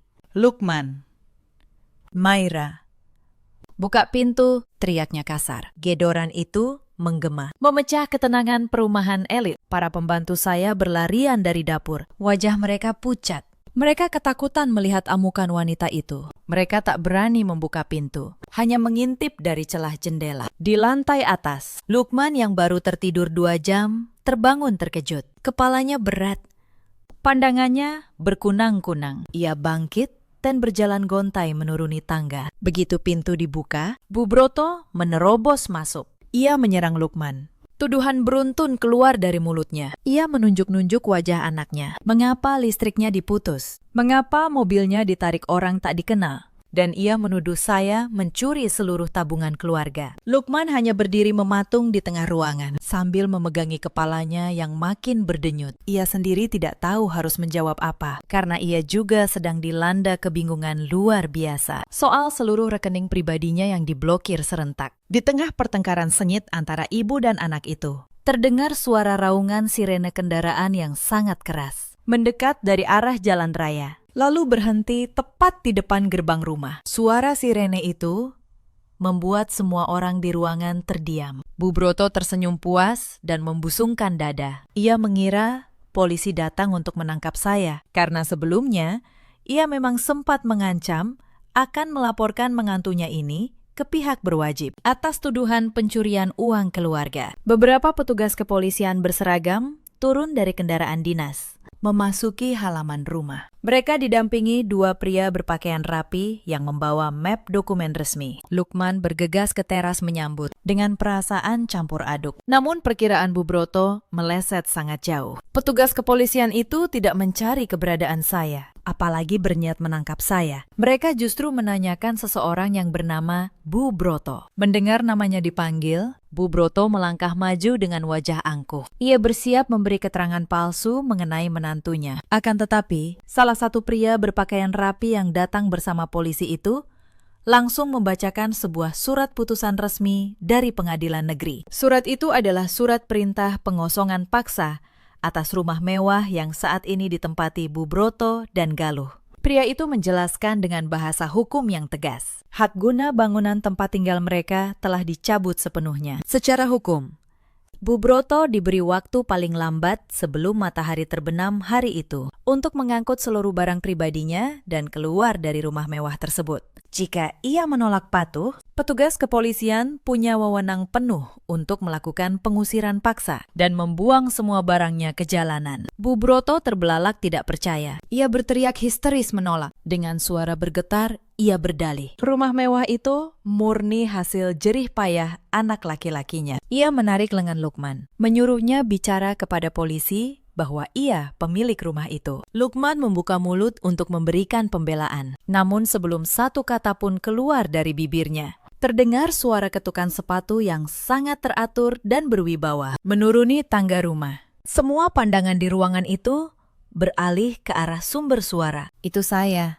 Saya melangkah turun dengan ketenangan yang luar biasa. Saya tidak lagi mengenakan pakaian rumahan sederhana seperti hari-hari biasa. Pagi itu, saya mengenakan setelan jas bisnis khusus wanita dengan potongan jahitan yang sangat rapi dan berkelas, dipadukan dengan hijab yang menjuntai rapi. Aura kelembutan yang selalu saya perlihatkan selama ini hilang tak bersisa, digantikan oleh aura kepemimpinan yang dingin dan penuh dominasi. Saya berjalan tenang melewati suami saya yang masih berdiri mematung kebingungan. Saya melangkah menuju meja kaca besar di tengah ruang tamu. Lalu saya lemparkan sebuah map tebal berisi tumpukan dokumen ke atas permukaan meja itu hingga menimbulkan suara benturan yang cukup keras. Saya menatap lurus ke mata Bu Broto dengan pandangan yang menusuk sampai ke tulang. Saya mulai bicara dengan nada suara yang rendah, namun menggema jelas di setiap sudut ruangan. Saya jelaskan secara gamblang bahwa segala kemewahan yang selama ini disombongkan oleh keluarga suami saya sama sekali bukan milik Lukman. Saya buka berkas di atas meja, bukti kepemilikan sah, hitam di atas putih, sertifikat rumah megah yang ditempati Bu Broto, surat kepemilikan mobil yang ditarik semalam, dokumen sewa butik tempat Galuh memamerkan diri, hingga surat saham mayoritas perusahaan tempat Lukman bekerja. Semua dokumen resmi berkekuatan hukum tetap itu tertulis atas satu nama tunggal, nama saya, Maira, tanpa campur tangan siapapun. Saya melanjutkan penjelasan. Lukman hanyalah pemimpin bayangan yang saya tunjuk dan saya gaji setiap bulan untuk menjalankan operasional perusahaan milik saya. Seluruh dana itu dari saya. Fasilitas mewah itu dari saya. Semua yang mengalir ke keluarga ini berasal dari kantong pribadi saya. Bertahun-tahun saya rela merendahkan diri, rela dihina, disebut babu tak berguna, semata demi menjaga martabat suami di depan keluarganya yang gila kehormatan semua. Namun kebaikan hati saya justru dibalas dengan caci maki dan perlakuan tidak manusiawi yang terus berulang tanpa henti. Saya menegaskan, mulai detik ini juga, saya hentikan seluruh sandiwara melelahkan ini. Tidak akan ada lagi aliran dana gratis, kata saya tegas. Tidak ada lagi fasilitas mewah dan tidak ada lagi perlakuan istimewa untuk orang yang hanya tahu cara menghabiskan, tapi tidak tahu cara bersyukur. Lukman terduduk di sofa, pandangannya kosong. Kenyataan pagi itu terlalu berat. Ia baru sadar betapa bodohnya ia selama ini, merasa paling hebat. Padahal ia hanya menumpang di atas kerajaan raksasa yang dibangun keringat istrinya sendiri. Galuh yang berdiri di belakang ibunya mulai menangis. Ia menyadari surat penyitaan butiknya semalam adalah nyata, bukan kesalahan sistem. Bu Broto masih berusaha keras menyangkal kenyataan pahit itu. Ia mencoba maju untuk menampar wajah saya, namun dengan gerakan cepat, 2 orang petugas kepolisian langsung menahan lengan wanita paruh baya itu. Mereka memintanya mundur karena tindakannya bisa dikategorikan sebagai penyerangan fisik. Saya melangkah maju 1 langkah, menipiskan jarak antara diri saya dengan ibu mertua dan adik ipar saya. Saya tersenyum tipis, senyum yang sama seperti saat menyajikan teh sore kemarin. Namun kali ini ia mengandung kepahitan yang akan menghancurkan hidup mereka. Saya menatap Bu Broto dan Galuh bergantian. Lalu saya ucapkan kalimat penutup yang akan terngiang selamanya. Mulai malam ini, kata saya, kalian harus belajar cara bekerja, memeras keringat untuk mencari uang sendiri demi sesuap nasi. Rasakanlah kerasnya dunia luar tanpa bantuan 1 keping uang koin pun dari saya. Saya berhenti sejenak. Tapi kalau kalian tidak sanggup bertahan, tidak sanggup menahan lapar di jalanan, saya tawarkan 1 pekerjaan yang sangat cocok dengan ucapan kalian kemarin. Jadi, babu sungguhan. Bertugas membersihkan lantai rumah saya. Saya membalikan badan dengan tenang. Saya berjalan kembali menaiki tangga rumah, meninggalkan ibu mertua, adik ipar, dan suami saya yang hancur lebur berkeping-keping dalam lautan penyesalan yang sudah terlambat. Pengusiran paksa hari itu berjalan tanpa belas kasihan. Bu Broto dan Galuh memasukkan pakaian dan barang pribadi ke dalam tas di bawah pengawasan polisi. Mereka tidak diizinkan membawa 1 pun barang berharga, tidak perhiasan, tidak elektronik, karena semuanya terdaftar resmi sebagai aset milik saya. Sore harinya, saat matahari mulai condong ke ufuk barat, ibu dan anak itu melangkah gontai meninggalkan rumah mewah. Rumah yang selama bertahun-tahun menjadi simbol kesombongan mereka. Kini, mereka harus menelan pil pahit kenyataan. Mereka terdampar di kamar sewa sempit, Di pinggiran kota, hanya ada kasur tipis tanpa dipan, sebuah kipas angin tua yang berisik, dan lemari plastik murah. Udara pengap langsung menyergap. Jauh berbeda dengan sejuk pendingin ruangan yang biasa mereka nikmati. Di kamar sewa yang sempit, dendam di dada Bu Broto bukannya padam, justru makin berkobar. Ia tidak mau menerima kekalahan memalukan ini. Ia menganggap saya telah menjatuhkan kehormatan keluarganya ke titik paling rendah. Bu Broto termenung berjam-jam di atas kasur tipis, mencari cara untuk menghancurkan saya dan merebut semua kekayaan yang menurutnya hak keluarganya. Setelah berpikir panjang, sebuah rencana licik muncul di kepalanya. Rencana itu menjadikan Lukman sebagai senjata utama. Bu Broto sangat yakin, sebagai seorang suami, Lukman punya hak hukum mutlak atas setengah dari seluruh kekayaan saya. Melalui pembagian harta bersama yang didapat selama pernikahan, ia merasa menemukan celah. Keesokan harinya, Bu Broto menyuruh Galuh menghubungi Lukman, memintanya datang ke rumah makan sederhana dekat tempat tinggal baru mereka. Lukman yang tertekan dan bingung dengan posisinya, datang memenuhi panggilan ibunya dengan langkah berat. Pertemuan ibu dan anak itu penuh air mata buaya. Bu Broto menangis terseduh, meratapi nasibnya yang kini tidur di lantai. Ia terus meracuni pikiran Lukman, mengatakan, "Saya istri durhaka yang tidak menghargai kepemimpinan seorang suami." Bu Broto meyakinkan Lukman, satu-satunya jalan keluar adalah menceraikan saya. Di pengadilan agama, jika perceraian terjadi, mereka akan menuntut pembagian harta bersama. Dengan setengah kekayaan raksasa itu, keluarga mereka akan kembali berjaya. Lukman awalnya ragu. Ia masih punya rasa sayang kepada saya dan sadar betul kemarahan istrinya adalah buah kesalahan keluarganya sendiri. Di titik itu, ia masih bisa memilih jalan yang benar. Namun, manipulasi emosional yang terus dilancarkan ibunya, ditambah perasaan terhina sebagai laki-laki, karena ternyata selama ini ia hanya dijadikan alat oleh istrinya, perlahan menggerus nuraninya. Hasutan tentang harta bersama bernilai ratusan miliar rupiah membuat mata Lukman menjadi gelap. Ia mulai merasa berhak atas kompensasi tenaganya memimpin perusahaan, meski modalnya sepenuhnya dari saya. Didorong sakit hati dan keserakahan, Lukman akhirnya mengangguk. Ia menyetujui rencana ibunya untuk menggugat cerai dan menuntut pembagian harta. Keesokan paginya, Lukman melangkah, penuh percaya diri, menuju gedung perkantoran megah. Ia datang menemui pengacara keluarga di sebuah firma hukum ternama. Resepsionis mengantarnya ke ruangan pengacara senior kepercayaan perusahaan. Lukman duduk di kursi tamu, langsung mengutarakan niatnya untuk bercerai. Ia meminta pengacara menyusun gugatan pembagian harta bersama, memastikan seluruh aset, rumah mewah, mobil, rekane, dan saham perusahaan dibagi sama rata. Lukman bahkan sudah membayangkan masa depan cerah, menjadi pengusaha mandiri yang kaya dari hasil perceraian itu, tanpa lagi berada di bawah bayang-bayang istrinya. Pengacara senior itu mendengarkan seluruh pemaparan Lukman dengan ekspresi datar. Setelah Lukman selesai, ia membetulkan kacamatanya, menarik napas panjang, lalu mengambil anak kunci dari saku jasnya untuk membuka laci meja yang terkunci. Ia mengeluarkan sebuah map kulit gelap dan meletakkannya di hadapan Lukman. Lalu, dengan nada hati-hati, namun mematahkan semua angan kliennya, ia berkata bahwa niat menuntut pembagian harta bersama itu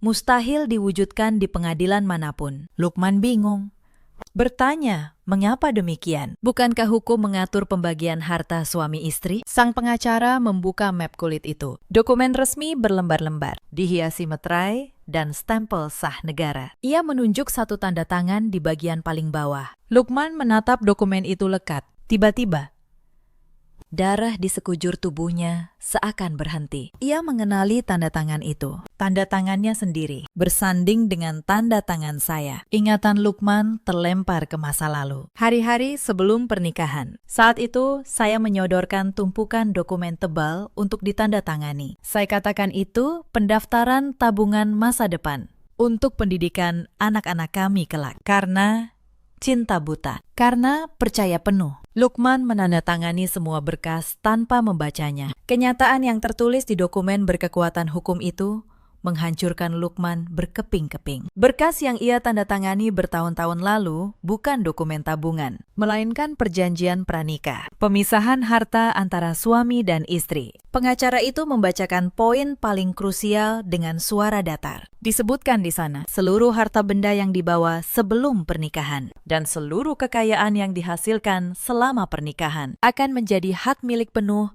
atas nama yang tertera pada bukti pembelian, tanpa ada istilah harta campur. Jika terjadi perceraian karena alasan apapun, masing-masing pihak hanya membawa harta atas nama pribadinya, karena seluruh aset kini murni atas nama saya. Maka bila Lukman menggugat cerai, ia akan keluar dari pengadilan tanpa membawa sehelai benang pun dari tangan saya. Senjata tuntutan yang disiapkan Bu Broto ternyata berbalik mencekik leher mereka sendiri. Lukman terduduk lemas. Semua rencana keserakahan itu runtuh dalam sekejap. Sementara Lukman hancur di kantor pengacara. Di kamar sewa sempit, Galuh dilanda panik. Ia mondar-mandir. Ia menggigit kuku. Beberapa anggota perkumpulan sosialitanya baru saja menagih iuran rutin. Jumlahnya puluhan juta rupiah. Jika tak membayar hari itu juga, Galuh akan ditendang keluar dari pergaulan elit. Namanya akan jadi bahan tertawaan. Ketakutan kehilangan status sosial palsunya. Otak liciknya berputar cepat mencari uang tunai besar dalam waktu singkat. Pandangannya tertuju pada tas kerja Lukman yang tertinggal di sudut kamar sewa. Galuh mendekat dengan hati berdebar, lalu membukanya. Ia menemukan sebuah alat penyimpan data kecil di tumpukan berkas. Galuh menyambungkan alat itu ke telepon genggamnya. Ia menemukan tumpukan berkas digital, berisi rancangan rahasia peluncuran produk baru perusahaan saya, lengkap dengan daftar harga pokok dan strategi pemasaran tahun depan. Matanya berbinar, penuh keserakahan. Ia teringat satu nama, Pak Santoso, pengusaha besar yang dikenal sebagai saingan paling berat, musuh bebuyutan perusahaan saya. Galuh mencari kontaknya di internet. Ia membuat janji temu rahasia untuk keesokan hari. Ia berniat menjual seluruh dokumen rahasia itu kepada pesaing saya demi setumpuk uang, tanpa pernah menyadari sedikitpun bahwa langkah yang ia ambil ini adalah jebakan mengerikan. Jebakan yang akan menyeretnya masuk ke dalam neraka penderitaan tanpa akhir. Keesokan harinya, Galuh merapikan pakaian termahal yang masih berhasil ia selamatkan dari pengusiran. Ia menatap pantulan dirinya di cermin retak di dinding kusam kamar sewa. Rasa muak memenuhi dadanya. Setiap kali menghirup udara pengap bercampur bau selokan dari luar jendela. Ia merasa tidak dilahirkan untuk hidup melarat seperti ini. Di kepalanya, ia keluarga seorang pemimpin perusahaan yang seharusnya menghabiskan waktu berbelanja di mal mewah, bukan membusuk di pinggiran kota yang padat. Dengan tekad bulat, Galuh menggenggam alat penyimpan data yang ia curi dari tas kakaknya sendiri. Benda sebesar ibu jari itu ia yakini sebagai kunci emas pembuka jalan keluar. Ia sudah membuat janji temu dengan Pak Santoso, pengusaha besar yang dikenal sebagai ancaman paling nyata bagi bisnis saya. Galuh yakin, rahasia di alat itu punya nilai jual miliaran rupiah bagi pesaing yang haus celah untuk menjatuhkan lawan. Ia memakai sisa uang terakhir di dompetnya untuk memesan kendaraan menuju restoran eksklusif di jantung bisnis kota. Sepanjang perjalanan, otaknya tidak berhenti merajut angan tentang apa saja yang akan ia lakukan dengan uang hasil penjualan data itu. Ia berencana menyewa apartemen mewah, membeli mobil terbaru yang lebih bergengsi dari milik ibunya dulu, dan menyiapkan dendam kejam untuk menghancurkan saya. Ia membayangkan betapa puasnya melihat wajah saya yang selalu tenang itu berubah panik saat usaha saya bangkrut. Senyum licik mengembang di bibirnya. Ia tidak merasakan secuil pun penyesalan atau rasa bersalah karena mengkhianati darah dagingnya sendiri yang sedang terpuruk. Sebaliknya, ia merasa bangga, menganggap tindakannya ini penyelamatan keluarga paling cerdas. Setibanya di restoran eksklusif itu, Galuh disambut alunan musik klasik dan udara dingin pendingin ruangan. Suasananya tenang, mewah, tertutup. hanya diisi para petinggi perusahaan dan pengusaha kaya raya. Galuh menyebut nama Pak Santoso kepada pelayan di dekat pintu masuk. Pelayan itu menunduk hormat, lalu mengantarnya menyusuri lorong berkarpet menuju ruang makan pribadi di belakang gedung. Saat pintu dibuka, Galuh melihat Pak Santoso sudah bersandar santai di kursinya, ditemani seorang asisten yang berdiri tegak di sudut ruangan. Pak Santoso, pria parubaya dengan tatapan tajam dan pembawaan tenang layaknya pemangsa yang menunggu mangsa. Ia mempersilakan Galuh duduk dengan isyarat tangan. Tanpa basa-basi, Galuh langsung mengeluarkan alat penyimpan portabel itu dan meletakkannya di tengah meja kaca. Dengan nada meyakinkan, Galuh menjelaskan, benda kecil itu berisi seluruh urat nadi perusahaan saya untuk setahun ke depan. Rancangan produk yang belum dipublikasikan, daftar harga dari setiap pemasok, hingga kelemahan sistem distribusi yang selama ini ditutupi rapat-rapat. Galuh dengan penuh kesombongan menawarkan seluruh informasi itu kepada Pak Santoso dengan syarat imbalan uang tunai senilai 1 miliar rupiah. Sebuah angka yang ia sebut tanpa keraguan. Pak Santoso mendengarkan setiap perkataan Galuh dengan wajah yang sama sekali tidak berubah ekspresinya. Ia hanya tersenyum tipis, lalu menyuruh asistennya menyambungkan alat itu ke sebuah komputer jinjing. Setelah memeriksa sekilas dokumen digital di layar, Pak Santoso mengangguk. Ia menyetujui tawaran itu, tanpa menawar sedikit pun. Ia langsung memerintahkan asistennya untuk segera memindahkan dana 1 miliar rupiah langsung ke nomor rekening pribadi Galuh. Saat itu juga, hanya dalam hitungan menit, telepon genggam di genggaman Galuh bergetar. Ada pemberitahuan baru masuk. Galuh membuka aplikasi perbankan. Tak sabar, matanya terbelalak, jantungnya berdebar, napasnya tertahan. Melihat deretan angka 0 panjang di saldonya. 1 miliar rupiah. Benar-benar masuk. Sah menjadi miliknya. Kelegaan luar biasa menyapu semua ketakutannya beberapa hari terakhir. Ia mengucapkan terima kasih dengan nada bergetar gembira, menyalami tangan Pak Santoso, lalu bergegas undur diri dengan langkah kaki yang terasa ringan. Galuh langsung mencari kendaraan untuk kembali ke kamar sewa tempat ibunya menunggu. Sepanjang jalan, ia tidak berhenti tersenyum. Berulang kali memeriksa layar telepon, memastikan deretan angka itu tidak menghilang. Setibanya di tempat tujuan, ia mendorong pintu kamar sewa dengan kasar. Sebelum ibunya sempat memarahinya, Galuh langsung menyodorkan layar teleponnya ke depan wajah Bu Broto. Bu Broto memicingkan mata, membaca angka di layar, menyadari jumlah uang itu. Bu Broto menjerit. Ia melompat dari kasur, memeluk dan menciumi Galuh sambil menangis haru. Galuh bercerita dengan bangga. Keberhasilannya menipu kakaknya sendiri, mencuri data perusahaan, menjualnya kepada saingan terbesar saya. Mereka berdua tertawa lepas di ruangan pengap itu, merayakan kemenangan palsu mereka. Mereka berniat menyewa kamar hotel mewah sebagai tempat singgah sementara. Tapi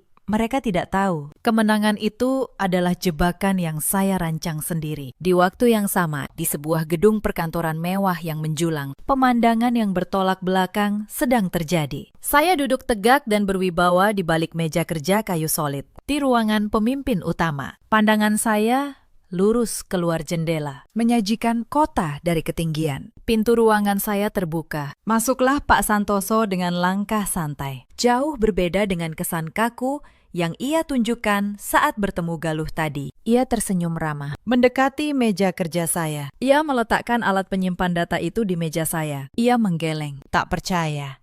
Pria yang dianggap musuh bebuyutan itu ternyata bukan musuh sama sekali. Ia penasihat keuangan yang paling saya percaya. Salah satu penanam modal paling setia. Sejak perusahaan ini belum jadi raksasa, saya memutar alat penyimpan itu perlahan di jari-jari saya. Pak Santoso menceritakan betapa sombongnya tingkah Galuh saat menawarkan data itu. Dan betapa mudahnya perempuan serakah itu masuk ke perangkap yang sudah kami susun matang. Semua kejadian hari ini, mulai dari tas kerja Lukman yang sengaja saya tinggalkan dalam keadaan terbuka di sudut kamar sewa, hingga pertemuan dengan Pak Santoso, adalah skenario yang saya rancang dan saya sutradarai sendiri. Dokumen yang dicuri Galuh dengan bangga itu sama sekali bukan rahasia perusahaan yang sebenarnya. Itu sekumpulan rancangan produk gagal yang sudah dibuang dan informasi palsu yang sengaja saya buat semata sebagai umpan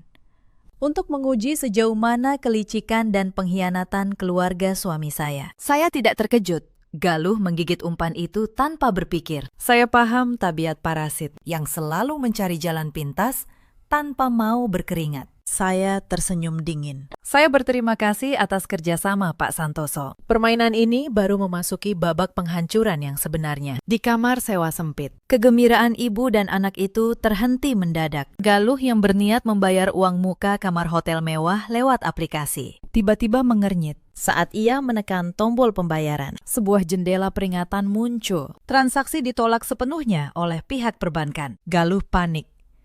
Ia mencoba membuka kembali halaman saldo tabungan. Jantungnya seakan berhenti berdetak saat itu juga. Ketika ia melihat angka 1 miliar rupiah yang tadi membuatnya merasa di atas angin, kini telah lenyap. Kembali menjadi angka 0 yang menyedihkan. Ia memeriksa kotak pesan bank dan menemukan pemberitahuan resmi. Seluruh dana yang baru masuk telah ditarik kembali karena indikasi penipuan berat dan dugaan pencurian rahasia dagang. Saldo rekening Galuh bahkan dibekukan permanen untuk penyelidikan pihak berwenang. Tangan Galuh bergetar hebat hingga telepon genggamnya hampir lepas. Semua istana angan-angannya runtuh lebur menimpa dirinya. Belum selesai Galuh memproses hilangnya uang 1 miliar itu. Sebuah serangan susulan langsung menghantam mereka. Telepon Bu Broto yang tergeletak di kasur tiba-tiba berbunyi nyaring. Ada pesan masuk ke grup arisan sosialita kelas atas, tempat Bu Broto biasa memamerkan derajatnya. Bingung. Ia membuka sebuah rekaman video yang baru dikirim nomor tak dikenal. Layar menampilkan wajah Galuh dengan jelas dari sudut tersembunyi. Rekaman itu menangkap dengan jernih saat Galuh memohon dengan nada rendah, membongkar aib keluarganya sendiri, dan menyerahkan alat penyimpan data kepada Pak Santoso demi segepok uang. Terdengar jelas ucapan Galuh yang merendahkan saya dan Lukman demi keuntungan pribadi. Pesan yang menyertai rekaman itu singkat namun mematikan. Ia memperingatkan seluruh anggota arisan agar waspada pada perempuan penipu yang sanggup menjual keluarganya sendiri demi gaya hidup mewah. Wajah Bu Broto seketika pucat pasi, bagaikan kehilangan seluruh aliran darah. Mulutnya terbuka lebar, tanpa sanggup mengeluarkan suara. Ia menyadari kehancuran nama baik keluarganya kini telah tersebar luas dan tidak bisa diselamatkan lagi. Matahari terik membuat udara di ruangan sempit itu mendidih. Namun panas itu tidak sebanding dengan api yang membakar dada Bu Broto. Setelah melihat rekaman yang tersebar di grup arisannya, pikirannya kalut. Napasnya tersengal menahan emosi. Ia tidak bisa menerima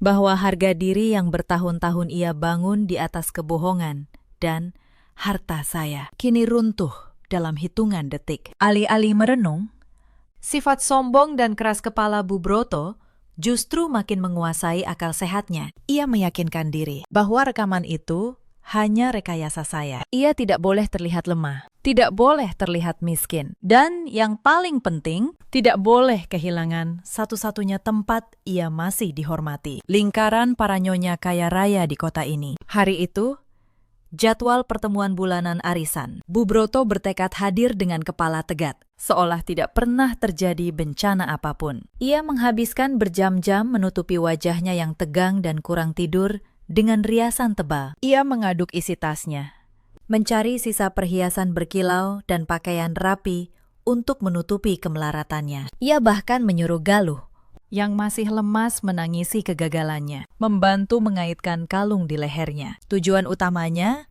memaksakan diri hadir, bukan sekedar gengsi. Di balik senyum palsunya, ia punya misi rahasia. Ia berencana meminjam uang tunai dari beberapa teman dekatnya. Ia yakin, dengan kepiawaiannya berbicara dan status masa lalunya, mereka akan mudah meminjamkan puluhan juta rupiah. Uang itu akan ia pakai untuk menyewa rumah yang lebih layak, mengembalikan gaya hidupnya yang hilang, dan menyewa pengacara hebat untuk membalas saya di pengadilan demi merebut kembali apa yang ia anggap miliknya. Dengan sisa uang terkecil yang ia kumpulkan, Bu Broto memesan kendaraan menuju restoran mewah bertaraf internasional. Tempat arisannya berkumpul setiap bulan. Tempat yang hanya melayani tamu dengan pesanan jutaan rupiah untuk sekali duduk. Ia turun di tepi jalan, tidak berani masuk ke area penuh kendaraan mewah. Bu Broto menegakkan punggung, melangkah dengan gaya angkuh yang dibuat-buat, mengabaikan tatapan petugas keamanan yang mengenali wajahnya dari rekaman yang sedang ramai diperbincangkan. Jantungnya berdebar menahan gugup. Namun ia terus memasang senyum terlebar saat pelayan mengantarnya menuju meja panjang di sudut istimewa yang dipesan kelompok arisan. Begitu ia tiba di meja itu, suasana berubah. Tawa lenyap. Hening yang canggung. Belasan wanita berpakaian mahal berlapis perhiasan. Serentak mereka menghentikan obrolan. Mereka menoleh ke arahnya. Tatapan mereka tak lagi penuh hormat seperti dulu. Kini penuh cibiran dan pandangan merendahkan. Bu Broto menelan ludah. Ia tetap tersenyum, menyapa seolah tak menyadari apapun. Ia duduk anggun, memuji penampilan teman di sebelahnya, lalu mengaku sibuk mengurus bisnis hingga tak sempat membalas pesan. Sebuah kebohongan murahan untuk menutupi fakta bahwa ia menghindari grup setelah rekaman itu tersebar. Teman-teman sosialitanya hanya menanggapi dengan senyum miring dan gumaman pelan. Beberapa terang-terangan berbisik sambil melirik perhiasan Bu Broto. Arisan dilanjutkan dengan hidangan mewah. Bu Broto makan dengan lahap karena ia memang belum makan yang layak sejak hari pengusiran. Setelah makan, tibalah saat paling mendebarkan. Pengumpulan iuran bulanan. Jumlahnya besar. Bendahara arisan berkeliling meja menagih satu persatu. Bu Broto pun mulai menjalankan misi rahasianya. Dengan suara selembut mungkin, ia mendekat. Teman yang dulu paling sering memujinya. Ia mengaku sedang ada kendala perputaran uang di bisnis keluarganya. Ia meminjam puluhan juta. Berjanji mengembalikan dalam waktu dekat. Berikut bunga sebagai tanda terima kasih. Namun teman yang dulu paling manis kini menatapnya sinis. Dengan suara dikeraskan agar seisi meja mendengar. Ia berkata, tak mungkin meminjamkan uang kepada orang yang baru tertangkap kamera menjual rahasia keluarganya. Dengan jaminan apa Bu Broto akan membayar, sementara hartanya sudah disita? Seketika, tawa tertahan pecah di sekeliling meja. Satu persatu, wanita-wanita itu mulai melontarkan kalimat sindiran tajam. Mereka membahas rekaman itu secara terbuka di depan wajah Bu Broto, membicarakan bagaimana ia selama ini hidup dari belas kasihan menantunya. Sambil berlagak menjadi nyonya besar, bendahara arisan lalu berdiri. Dengan tegas ia mengumumkan, keanggotaan Bu Broto resmi dicabut karena perbuatannya mencoreng nama baik kelompok. Wajah Bu Broto memerah, lalu memucat. Tubuhnya gemetar menahan malu. Ia berdiri dengan kaki yang hampir tak kuat menopang. Tak ada satu tangan pun terulur. Tak ada satu suara pun membela. Ia ditinggalkan sendirian. Bu Broto berjalan keluar dari restoran mewah itu dengan langkah tertatih, meninggalkan tawa para wanita yang dulu memuja kekayaannya. Di tepi jalan, di bawah terik matahari, untuk pertama kalinya, ia sendirian, tanpa harta, tanpa nama, tanpa siapapun. Sementara itu saya berdiri di balik kaca ruang kerja, menatap kota dari ketinggian. Asisten saya melaporkan, semua skenario selesai, tanpa celah. Saya tak merasa gembira, juga tak merasa puas berdendam. Yang saya rasakan hanya kelegaan, karena beban sandiwara panjang itu akhirnya bisa saya lepas. Beberapa hari kemudian, Lukman datang ke kantor saya, bukan lagi sebagai pemimpin bayangan dengan dada membusung, tapi sebagai seorang lelaki yang hancur dengan mata sembab dan langkah ragu. Ia berdiri di depan meja saya, lalu menundukkan kepalanya dalam-dalam. Ia tidak meminta harta, tidak menuntut apapun. Ia hanya meminta maaf atas kebodohannya, membiarkan keluarganya menghina perempuan yang menanggung hidup mereka, atas keserakahannya yang sempat tergoda menggugat cerai. Saya menatapnya lama, lalu berkata, maaf adalah satu hal, kepercayaan adalah hal yang berbeda. Saya tidak menjatuhkan talat. tapi juga tidak buru-buru menerimanya kembali. Saya katakan, jika ia sungguh ingin memperbaiki diri, ia harus memulai dari nol. Bukan sebagai suami yang menumpang di kerajaan istrinya, tapi sebagai lelaki yang membangun harga dirinya dengan keringat sendiri. Jalan panjang, dan saya tak tahu apakah ia sanggup. Bu Broto dan Galuh tetap tinggal di kamar sewa sempit itu, tanpa harta, tanpa nama besar, tanpa lingkaran sosial yang dulu dibanggakan. Penyelidikan kasus pencurian rahasia dagang masih membayangi Galuh.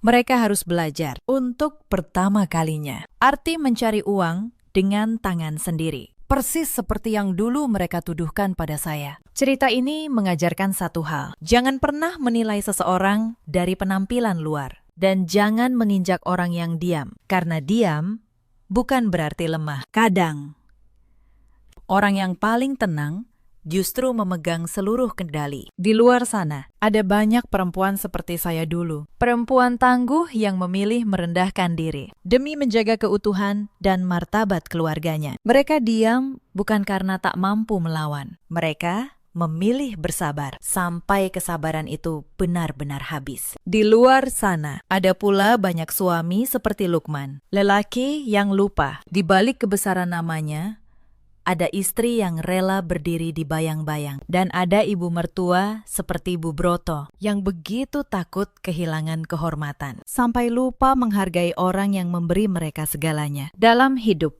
kita selalu punya pilihan, bersyukur atau serakah, menghargai atau menghina. Dan setiap pilihan selalu membawa akibatnya sendiri, cepat atau lambat. Bagaimana menurut kalian tentang kisah ini? Apakah sikap Maira sudah tepat? Ceritakan pendapat dan kisah kalian sendiri di kolom komentar. Terima kasih sudah menemani.